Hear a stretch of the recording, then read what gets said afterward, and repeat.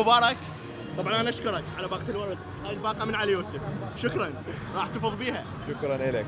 انت ورده بصراحه، وهذا الورد لك. علاوي محترم. ياسر ممكن راح اذكر شيء وهذا انصافا لك بصراحه، بغض النظر عن الصداقه يعني والاخوه اللي افتخر بها مع شخصك الكريم، ولكن دائما ما في يقول لك في حاله للفوز الف اب وللخساره يتيمه. ممكن هذا المثل ان صح التعبير راح اطبقه على ما مريت به انا كشخص.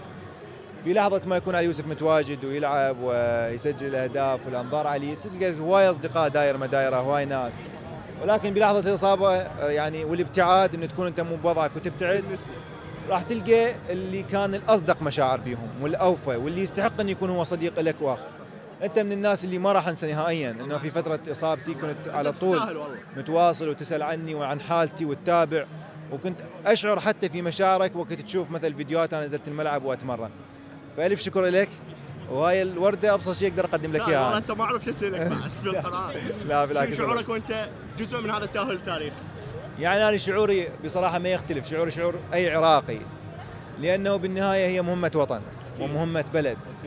فشنو شعورك أن تكون أنت واحد من الأسباب اللي يخلي العراق بعد غياب 40 سنة وليس 40 عام، وأنا أقصد ما أقول بصراحة 40 سنة من المأساة. السنين هي بالضبط، السنين تطلق على بالأكيد.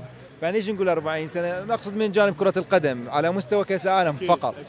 لأنه دائما ما يحب الجمهور العراقي والمحللين الفنيين، كل عراقي يعني بصراحة ينتمي إلى العراق يتمنى دائما ما يشوف بلده في أبهى وأفضل صورة. محفل كبير مثل كأس العالم هو يعني خلينا نقول احنا هو رقم واحد على مستوى كرة القدم، هو كأس العالم. أن تكون أنت واحد من الأسباب اللي توضع علم العراق في محفل كبير بمستوى كأس العالم، أتوقع هي فخر ما يضاهي فخر بصراحة. لحظة إعلان صافرة النهاية شنو كان شعورك؟ والله ذكرتها وراح أعيد لك إياها. يعني آمنت بهذه اللحظة، أكو مواقف لا توصفها الكلمات. فيعني أنا عاجز بصراحة، رغم البعض يقول لي أبو لسان بس أنا إنساني عاجز، وكل ما أحمل من معلومة وثقافة وإمكانية لغوية في التعبير عاجزة فين أوصف لحظة إطلاق الحكم بصافرة النهاية، أوصف بها مشاعري شنو كانت. شخص تدي الإنجاز. الشخص هذا أكيد والدي، لأنه هذا الشخص يعني بصراحة هو قدم لي كل شيء، ضحى في كل شيء.